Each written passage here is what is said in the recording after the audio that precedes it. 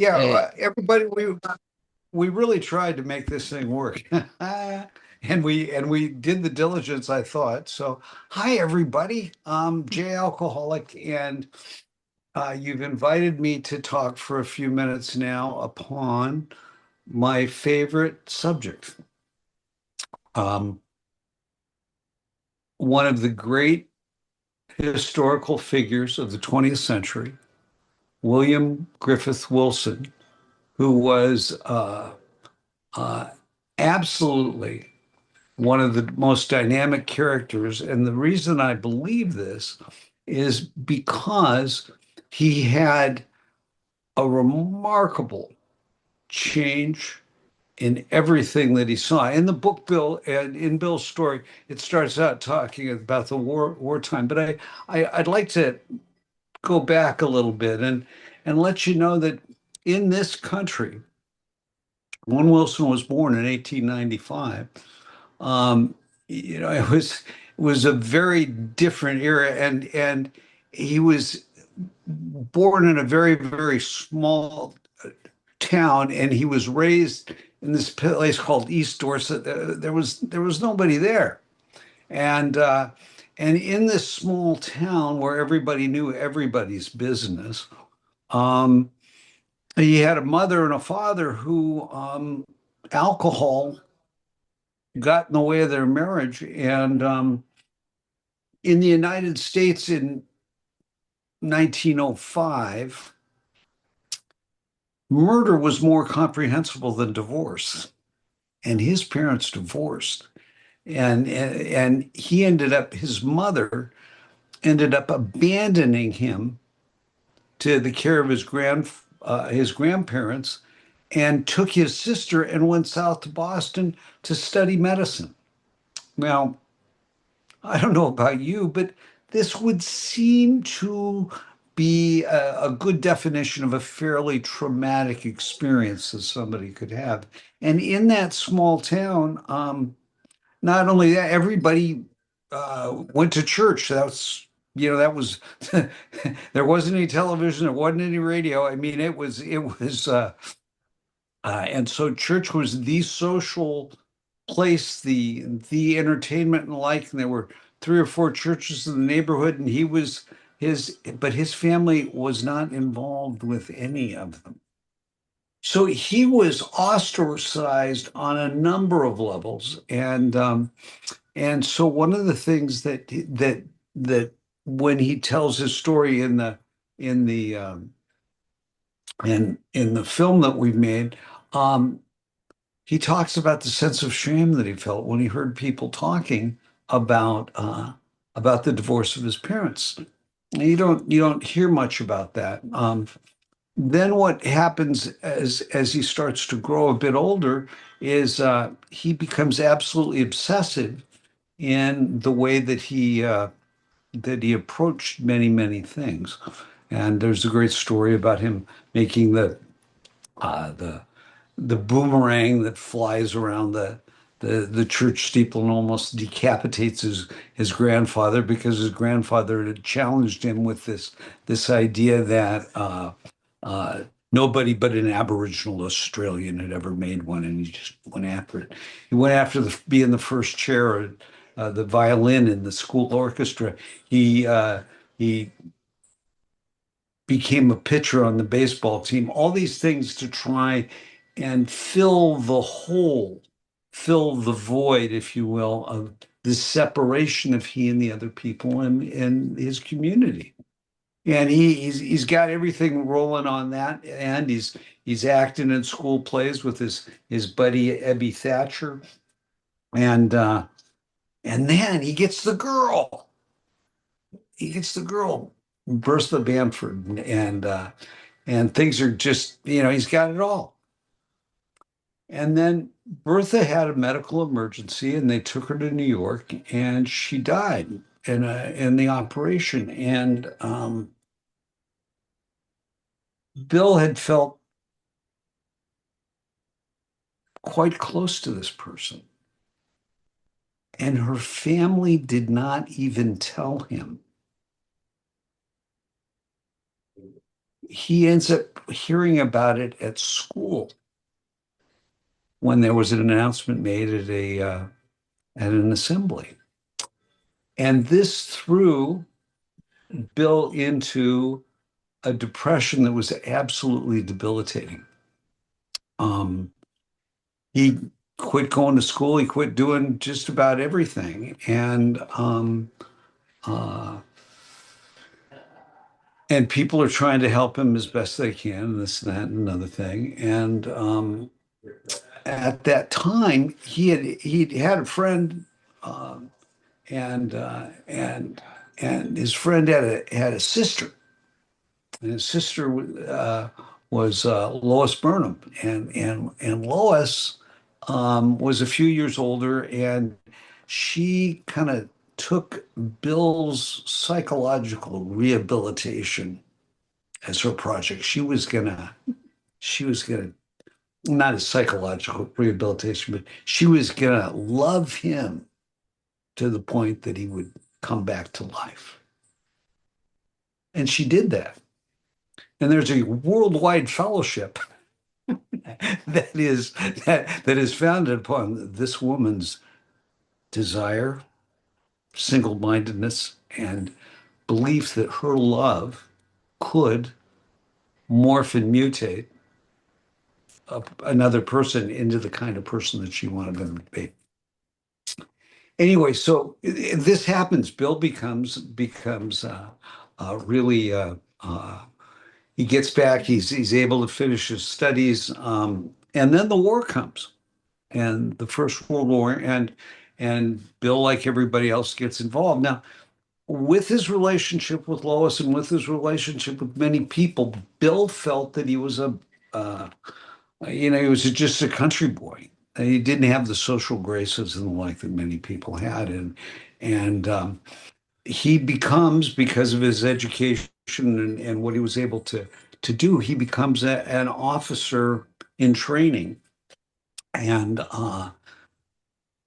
this town that he's in, people are doing everything they can to support the war effort. And one of them is to meet the young officers and make them feel special and all that stuff. And so he starts to get involved with these parties. People are asking him to come to, other young men that are doing the same thing, and he just feels like a fish out of water. He is absolutely unable to move within this thing. And son of a gun, if at one of these things, yeah, he and Lois had already, they were affianced, and they had already decided that they were never going to drink because it might, change their physical health, and they didn't want to do that. They wanted to be available for each other in a very special and committed way. So they weren't going to drink. And Bill's at this function, and somebody offers him a drink. It was a Bronx cocktail, a really good one, he said, and he knocks that puppy back, and things change. Wilson said that it seemed as though that veil between me and even those closest to me was dropped when that first drink happened. Now, there are those of us who have experienced that. One of the reasons that in the fellowships you hear people talk about the front drink is that they have what can be called in classic religious terms, the unitive experience. We are changed at almost a cellular level because for the first time, we feel that our body, our mind, and our spirit are all in the same place and at the same time. And if you've never experienced that, as some of us have, that front drink allows everything else to feel like it makes sense. And that is what I follow. So anyway, Bill has this front drink, and he's a bad drunk from the beginning. He doesn't talk about this in Bill's story, but if you read Lois's diaries and which I've had the privilege to do, and on the Stepping Stones archive, you can read some of Lois's diaries and the like. And there is the published one, and but Bill's a bad drunk from the beginning. I mean, like this dude he does not come home no matter what. He starts drinking. The night before he leaves for Europe for the war, he doesn't show up. He doesn't come home. Um, it's that bad. He's the booze gets him immediately, and this physical allergy that we seem to have a lot of evidence personally in the fellowships. He's got it from the gate, and it gets in the way of everything. And but somehow he's able to stay with the European thing, and they don't drink, and he goes off and he has this experience in Europe where he really, really needs a sense of connection. He's scared and he doesn't know what to do, and he ends up in Winchester Cathedral and is taken by the doggerel there on the headstone where here lies a Hampshire Grenadier, who cut his death drinking small cold beer. I'm sure that you probably went through all this, but I'll just go ahead. That small cold beer, that what that meant is that this man was gripped by alcoholic insanity so bad that he drank beer that was not properly fermented and poisoned and killed him. And so that's how he died by pot. And uh, but so he has this experience of a sense of consolation this uh, in this cathedral.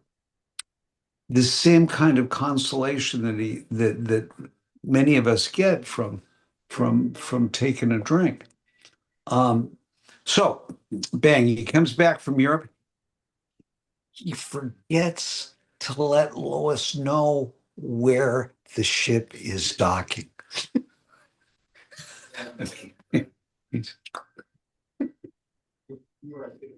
And she is running around up and down New York Harbor trying to figure out where he is. There's a reason there's a worldwide fellowship called the Al-Anon Family Groups. So anyway, and Bill gets Bill decides, I'm back now. We're going to make things right. I'm going to get an education. I'm going to do this and that. And he's a brilliant guy. Wilson is a brilliant man, and he starts to apply himself to one thing and another, but he's got this drinking problem. Like he's going to take his law degree, and uh, and he's too drunk to take the test. I mean, that's really, and so there's some other fun stuff that happens. He he's looking for work, and there's an ad from the Edison Company looking for 28 men to come to work. And so he goes and he takes this, oh, God, excuse me. He goes and he takes this, there's this testing that's done. There's like 150 guys that come, and Wilson comes and he's doing the test, and everybody ends up being done but him. And in shame, he's going to leave, and he says to Mr. Edison, "Well, obviously, I'm not gonna be able to I'm not going to make the grade." And Mr. Edison says, "No, you go ahead and finish it up. We want to see what you got." And so he ends up finishing, being the last guy to leave by an hour or so, and he ends up getting offered a job by Mr. Edison. It was after he went to work for the insurance company. But I mean, what he was able to demonstrate in this testing was that he should have been with the Edison group. Um, Lois says in her diary, she says, I wonder what would have happened if he would have taken that job instead of with the insurance agency, which then gradually led him into Wall Street. Um, and and Bill Wilson comes up with an idea that was absolutely revolutionary. In those days, when you were betting stocks, I mean, stock market always is a bet. It's always a gamble. And people didn't have data on what it was that they were gambling on. And Bill came up with this idea that if I go out and I check these companies that are starting, that I might be able to find out the ones that really are worth investing in. And by doing that, we'll know and we'll be able to make some real money. Well, nobody backed him on that, so he had to do it himself. And he goes, and Ian and Lois go, and they get on the motorcycle, and they go off.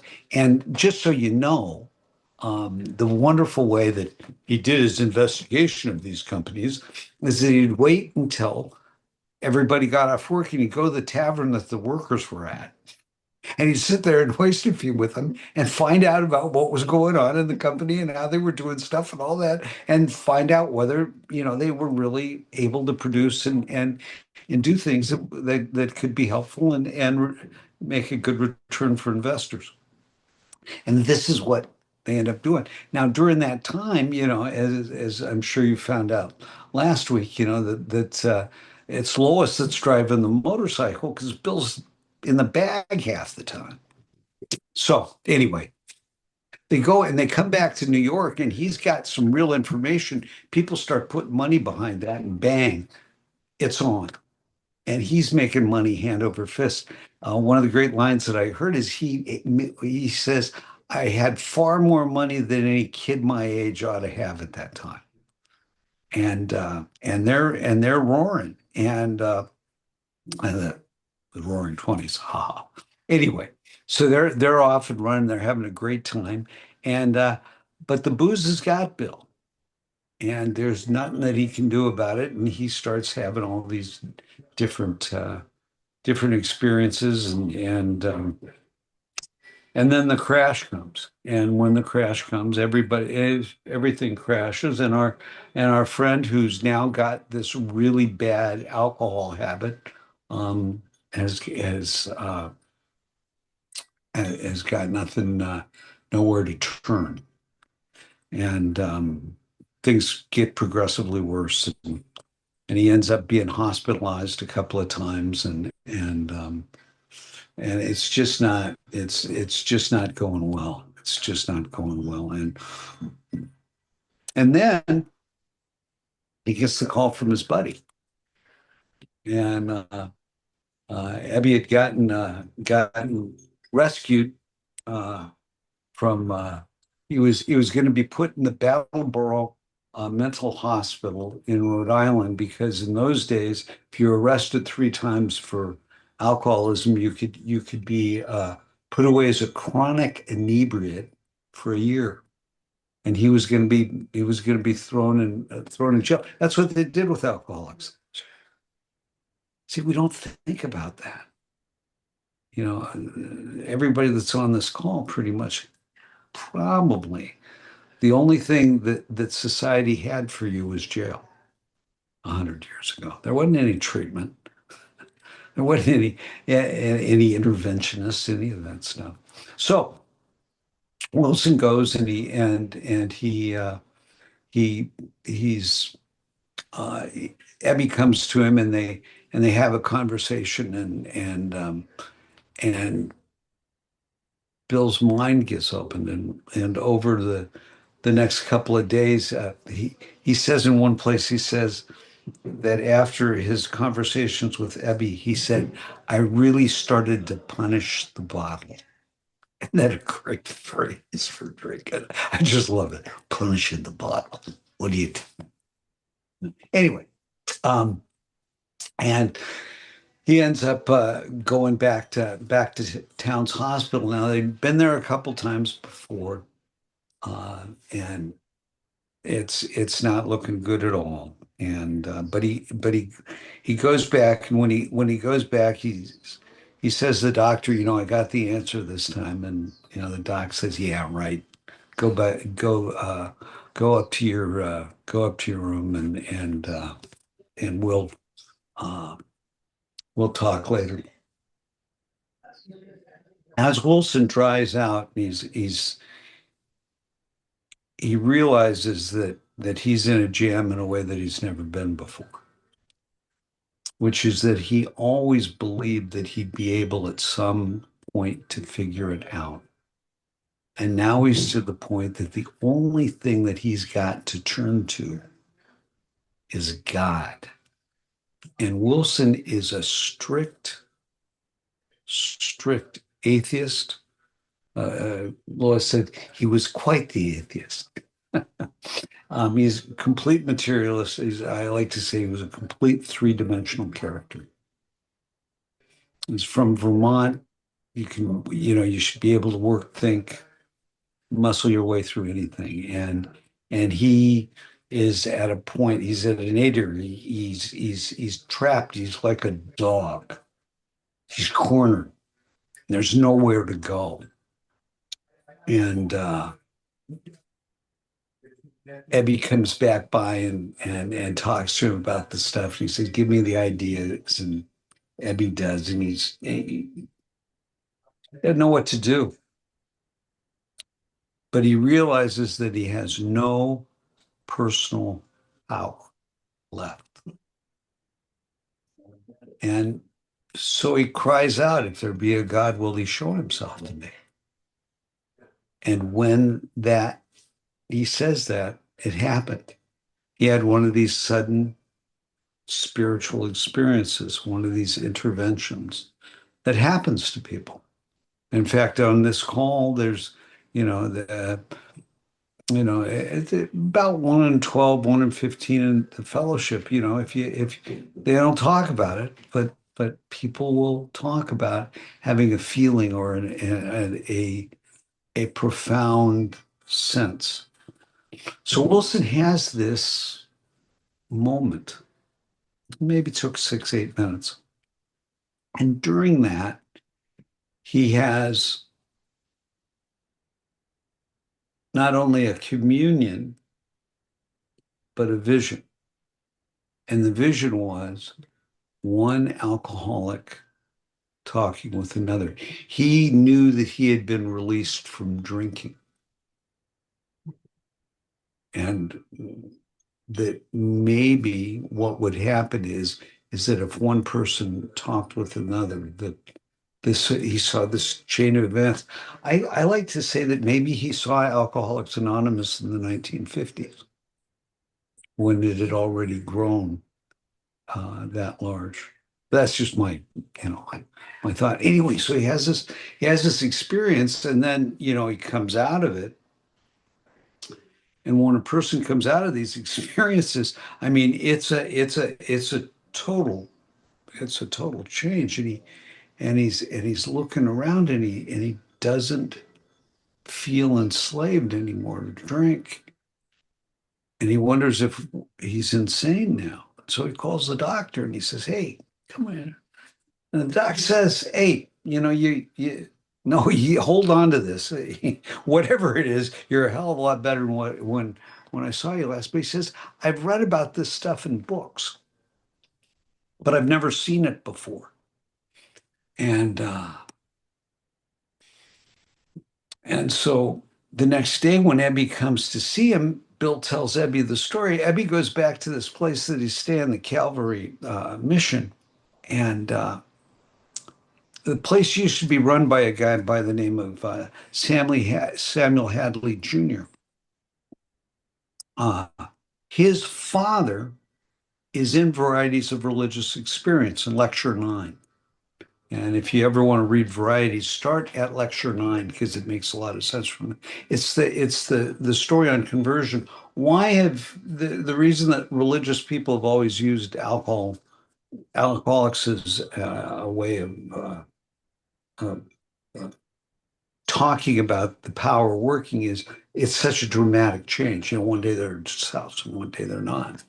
And but anyway, so what you know, Bill tells Ebby the story. Ebby goes back to the mission, says, "Hey, my pigeon's all lit up." They say, "Hey, he's not crazy. Don't worry about it. Take him this book and have him read this passage." And in there, there's a passage from Samuel Hadley, and it talks about the white light experience. So that's what Ebby brings to Bill is a confirmation of the experiences he had, and and so that's where that touch to varieties of religious experience in William James comes from. Now Wilson gets out of the place and he's he's shaky. He's been out of this place before and he's drank again, but this time he's infused with not only this feeling, but this idea, almost this obsession that he needs to be talking to other alcoholics. And so he goes to the Oxford group who had redeemed his friend Ebby, and he starts going to the meetings and learning the framework of the methodology that you will be studying, over the next 6 months. And he has this. He starts to be talking to people, and one of the things that you can read in the Stepping Stones archive is there's this thing I like to call it the first 12-step letter. Um, Wilson's had it from January of 35, and he says to this guy, "I know you can't believe it, but I'm on the holy uh, roller coaster, the holy roller coaster." And anyway, and it's is reaching out to this guy and sending him a copy of Vic Kitchen's book, "I Was a Pagan," and the like. But so so anyway, I mean this experience that Wilson has that fundamentally changed him. I think the only way to make sense of his life is that he's a three-dimensional character until he has the experience of talents, and then from that point on he's talking to everybody he can that this is the great reality. This is the great reality. And how do we know that it's the great reality? How do we know that this truly is a spiritual experience that this man had? By the fruits. See, the thing about the methodology of Alcoholics Anonymous, about the steps and about the working with others is that it allows somebody to actually transmit a message of depth and weight. And it doesn't cost any money.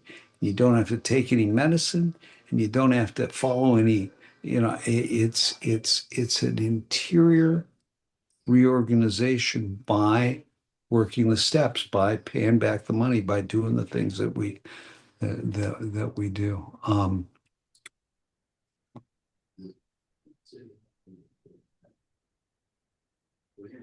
Bill Wilson's spiritual awakening has liberated tens of millions of people, tens of millions. We're all dead people without that experience that he had. And he went on to do all kinds of amazing things aside from sticking with AA and creating this wonderful structure that has allowed us the writing of the traditions, all this stuff. I mean, he's a brilliant, brilliant man. But the thing is that at his core, he was allergic to hierarchy. And so this thing about Alcoholics Anonymous, it doesn't become a religion. it doesn't become a thing where we have to mimic his experience.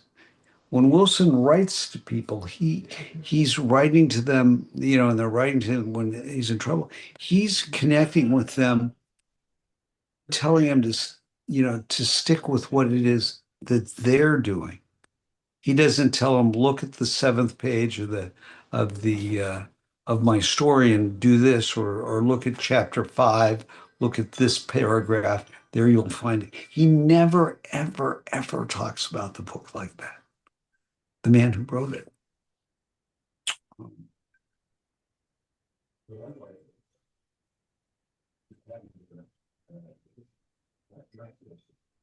I guess that's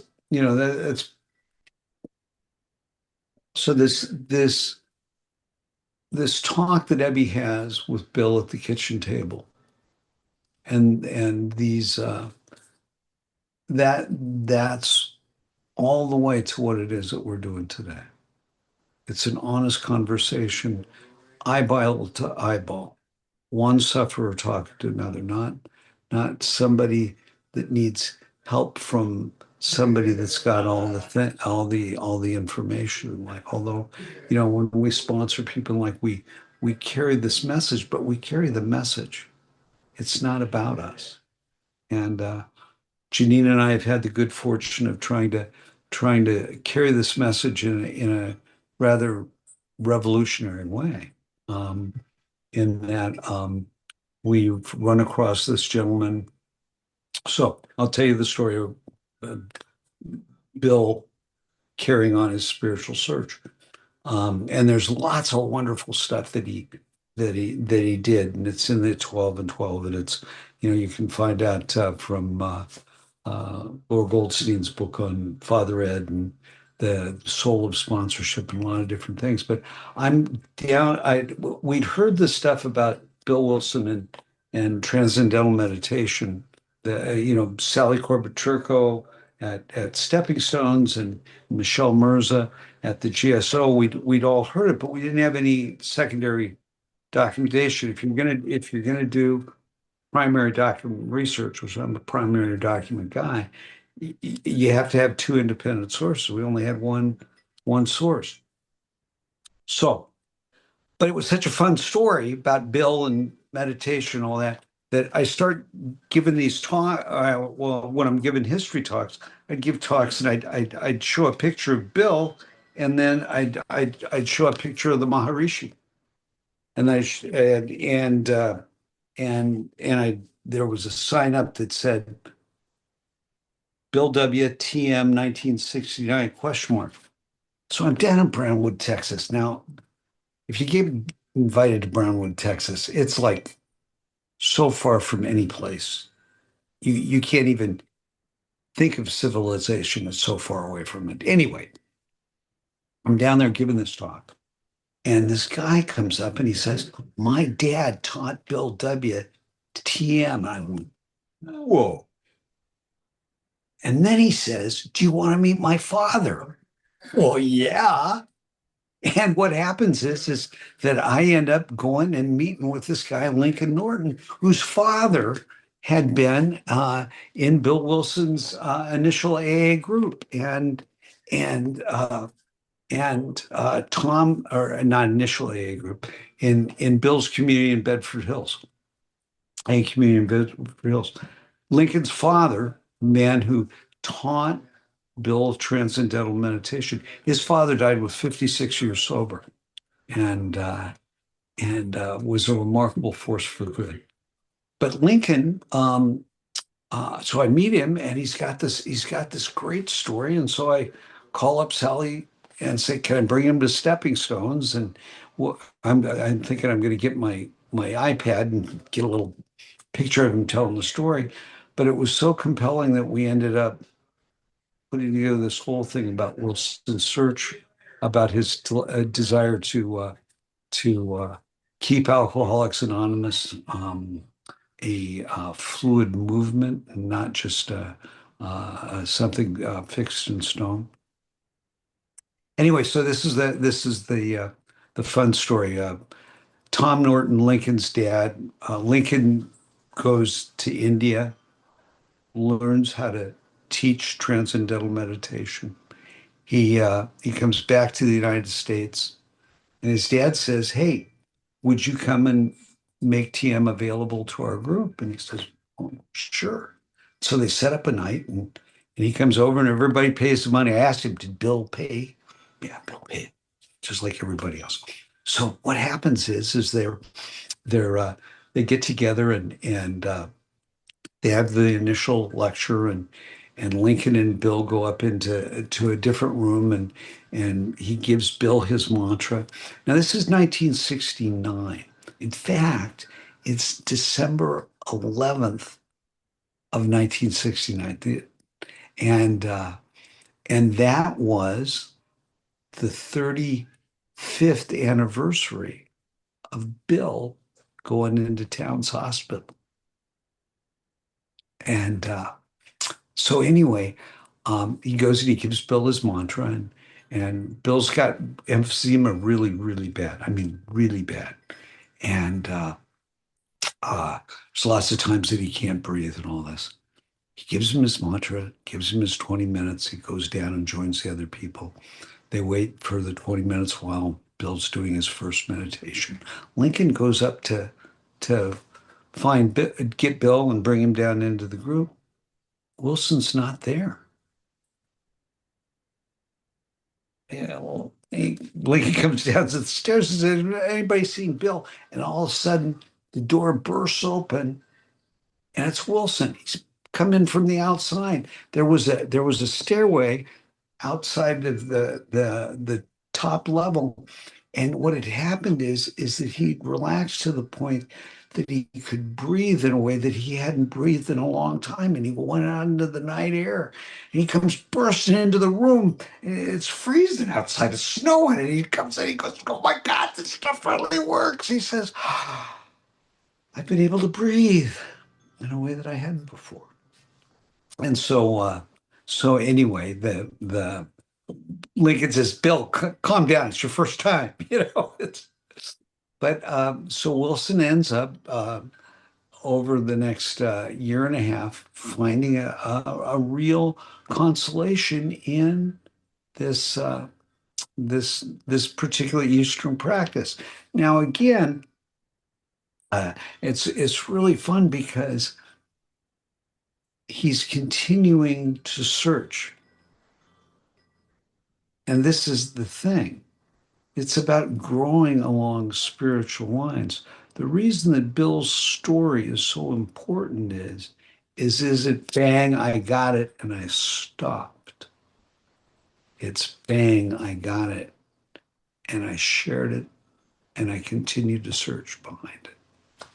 So anyway, that story's in this is not but that story is in this book, Bill W. Conscious Contact, and it's in the film of the same name.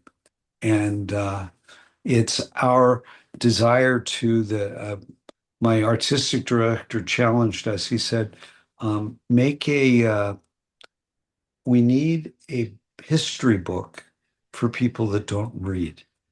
And so this is a history books, not about AA, not about Bill and Bob, about this man. And got in that old beautiful photograph.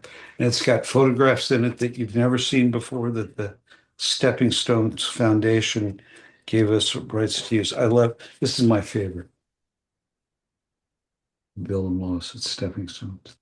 And uh, make a book for people that don't read, and we've used cinema to provide the message for people that have a difficult time reading to be able to apprehend this message. So I know we're done, and I thank you very much for your kind attention. If anybody wants to hang out and ask any questions, I'll be available to do that. But thank you so very much.